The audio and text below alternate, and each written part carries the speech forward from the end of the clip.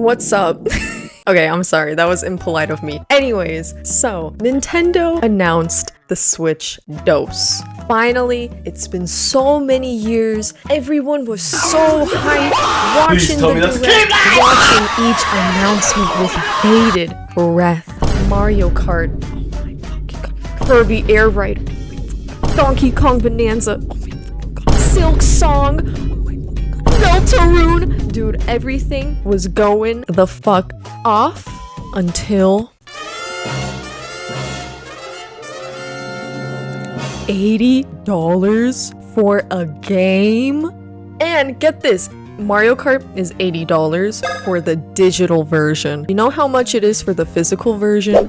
90 doubloons. 90 fucking smackaroos for one game. We have finally reached the precipice of expensive games. Because, okay, $60 acceptable, you know, it's pricey, but it's acceptable. It's only $10 more than $50. I can justify that to an extent. I have definitely bought some stinkers where I'm like, I shouldn't have spent $60 on this. But in this case, you are practically paying $100 per game.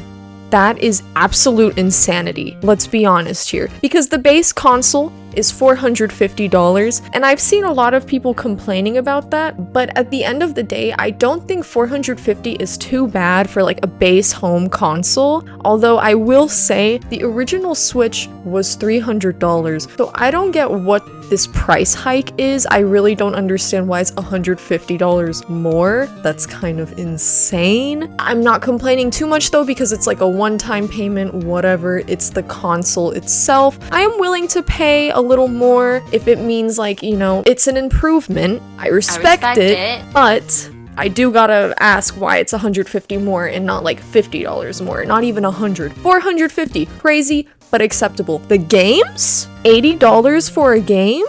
Bowser himself better jump out my screen and give me a little kiss on the lips for that price. This shit better cure cancer if I'm paying that much. You know, that's not cheap. People aren't rich, just saying. So I get the outrage. I genuinely really get the outrage because, like, they think they're fucking Grand Theft Auto. You think you're GTA? And I just wanted to talk about the fact that Nintendo's low-key kind of greedy now. I don't want to hate on my goats. I have been a Nintendo stan since I was a tiny little microbe. I have so many DS's. We have all the consoles, you know, grew up with the GameCube, all that shit. I am a ride or die for Nintendo, but this, I don't even want to buy the Switch 2. I don't even want to buy the Switch 2. I'm looking at that, I'm thinking $80 for a game, crazy. $90 for a game, crazy. It's just Nintendo, I think they are riding high on the success of the original Switch, and the Switch is immensely successful. Probably their best performing console so far in their history, beating out the Wii. So they have full right to, you know, be riding on their own high, huffing their own farts. But in this case, it just feels like greed to me.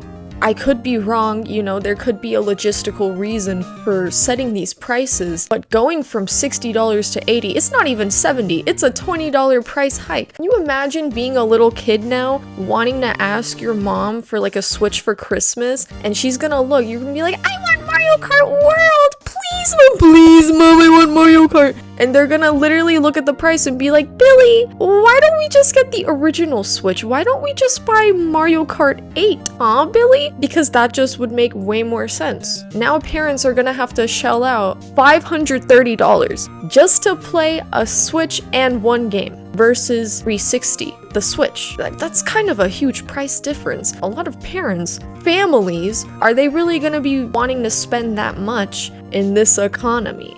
I'm just being real here. I know people are still gonna fork out that amount of money, but I don't know, I could be wrong. Maybe the Switch 2 is gonna be immensely successful. But adding on to the greed part, I think what really solidified me thinking that Nintendo's greedy now is the fact that I saw on Twitter they're gonna have like a demo showcasing the hardware and the software of the Switch 2. So it's like a demo tech reel thingy. And you know what? This shit is paid. I don't know how much you're gonna have to pay for this demo, but it's gonna be like probably at least $10, something like that. And I was just like flabbergasted. I was absolutely like I don't know, I feel like they're Smeckledorfing us. Because it's like, why am I paying this much money for a demo reel showcase thing? You know, I could just waltz on over to E3, rest in peace E3, and test it out myself. Back then, you could go down to Walmart and test out the product yourself. Why am I paying money for this shit? Shouldn't this be free on the Switch to build up hype?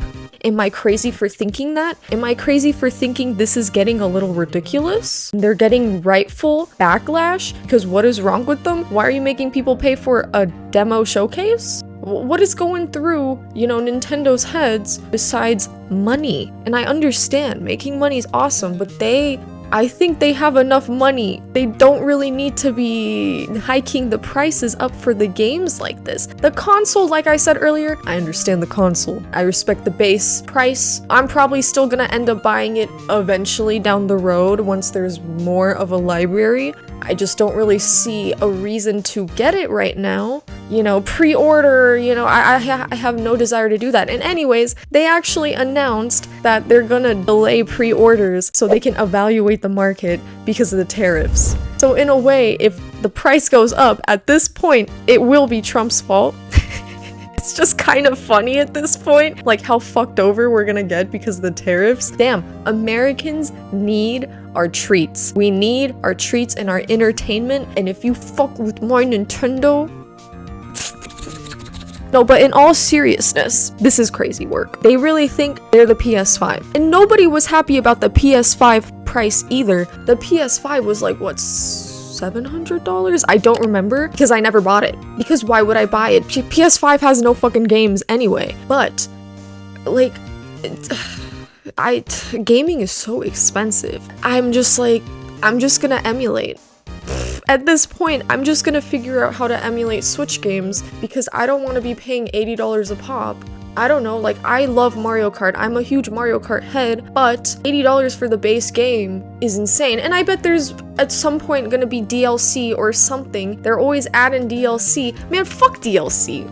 Oh my god, I hate DLC. I'm not gonna talk about that right now. I'm not gonna get into that right now. I think some DLC is okay, but I hate the modern DLC practice so much. But that is a different toilet for another day, alright? But you don't even know if you're gonna be getting the full game at this point because Nintendo used to be just selling the game as is, but now they're always adding random ass DLC. But I do understand the DLC is just like added on features. You don't have to get the DLC. In this case, it's not a big deal, but I'm just saying, alright? If I'm paying $80 for one game, that should be the only payment I'm ever making, and that game better like pop out of the screen and like suck my dick.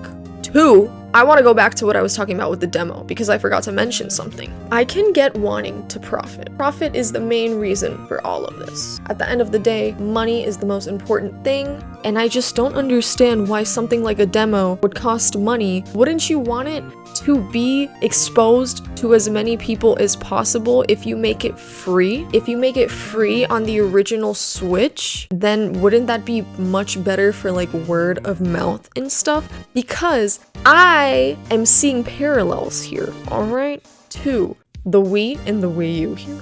Because the Wii, wait, I have bullet points here. I'm like, I need to understand what point I'm trying to make. Because sometimes for Nintendo, exposure, word of mouth works more in their favor. Because, you know, for my old heads, I don't know if y'all remember, but Wii Sports, generational game. Huge cultural impact. Wii Sports' cultural impact on like the video game industry is actually like, I cannot state it enough. And the thing is, Wii Sports came with the Wii, free. You bought the Wii, it had Wii Sports in it. Wii Sports blew my mind as a kid. I was like, holy shit, this is so fun! Really got me in the groove of the Wii. It is just a family-friendly thing, and it really promoted the Wii. And a lot of people bought the Wii specifically for Wii Sports for that reason. But this move did not even come easy to Nintendo. Reggie, our GOAT Reggie, had to convince Nintendo to put it for free with the Wii. Let me just read a little bit of an article for you, so you know that I'm not just making shit up. Reggie pushed for the bundle, and initially, Satoru Iwata, rest in peace, turned the proposal down. Nintendo does not give away precious content for free. The world's best game designer was not happy. Neither of you understands the challenges of creating software that people love to play. This is something we constantly push ourselves to do. We do not give away our software, Mr. Miyamoto stated. So Nintendo was like, hell nah, we don't give away our shit for free, which is valid, you know, that is valid. But sometimes you gotta take a loss for the sake of the company. And eventually the rest is history. Reggie convinced them to do it. Everyone was playing Wii Sports. Your grandparents, your dog, your mom, your uncle, everyone was playing Wii Sports at some point. It is cemented in cultural history of that time, and to deny it would be real goofy.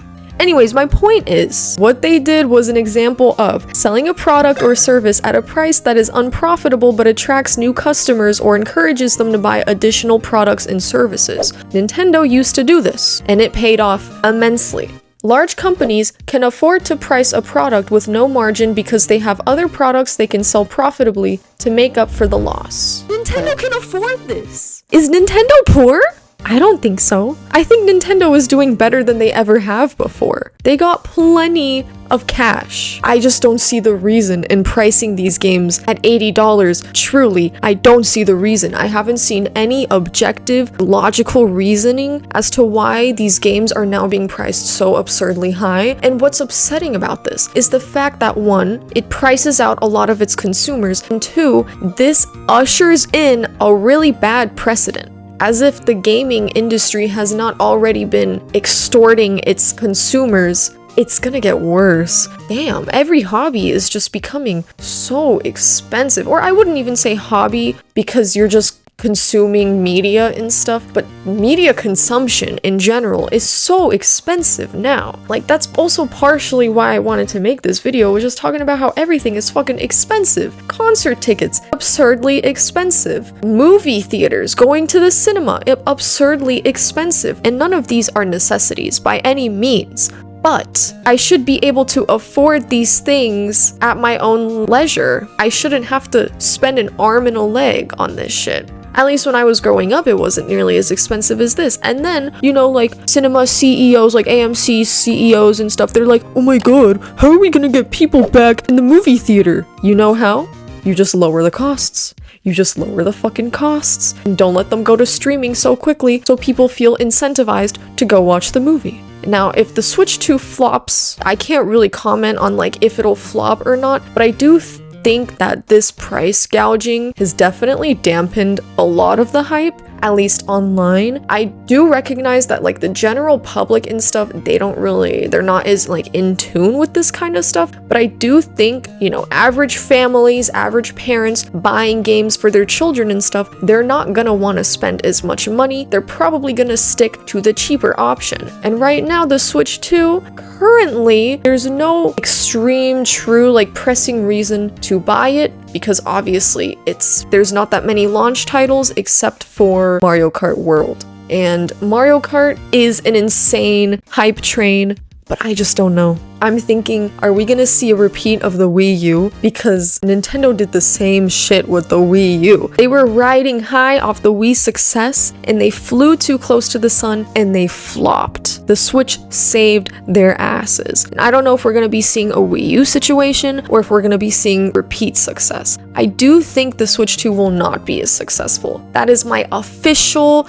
official prediction, but I could be wrong. You know, they could blow me the fuck out and prove me wrong, and I'm happy for them if they do it. But I just know that like I'm not gonna be buying the Switch 2. At launch, at least. I'm gonna give it some time. Maybe I'll wait till they release something a little cheaper, like a Switch 2 Lite. Or maybe like there has to be a game that I absolutely have to get my hands on, but at that point, if it's like I don't want to buy a console for one game. Like maybe if they release like an amazing Pokemon game or something, I'll be there. But so far, next Pokemon Legends game is gonna be on the original Switch. Tomodachi Life gonna be on the original Switch. There's really no pressing reason to buy a Switch 2. And I hope that, you know, now they're evaluating the tariffs and shit, so I hope that the price doesn't hike up even more. If it does, that'll low-key be jokes. It'll kind of be funny if it goes up even more, like, damn, we're so cooked. But, you know, I don't know about this, y'all, but I do want to know your thoughts. Are you gonna buy the Switch 2? Are you excited for the Switch 2? Are you even a gamer? Obviously. I assume if you're watching this video, you probably have some interest in it, but who knows? Yeah, that's all I got. Peace! Bye-bye!